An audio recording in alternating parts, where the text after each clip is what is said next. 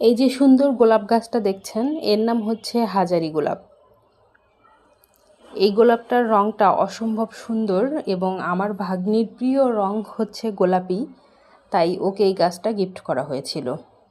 এই গাছটার পরিচর্যা বলতে তেমন বিশেষ কিছু নয়, সাধারণত গোলাপ গাছের যেভাবে পরিচর্যা করা হয় এই গাছেরও সেইভাবেই পরিচর্যা করতে হয়।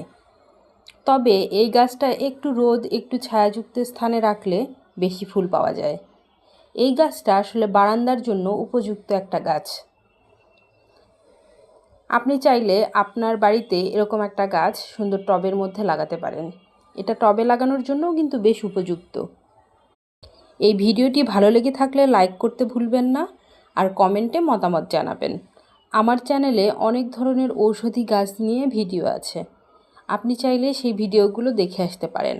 আমার চ্যানেলটি যদি ভালো লেগে থাকে অবশ্যই সাবস্ক্রাইব করুন এবং পাশে থাকা বেল বাটনটি দাবিয়ে রাখুন। ধন্যবাদ। Thanks for watching.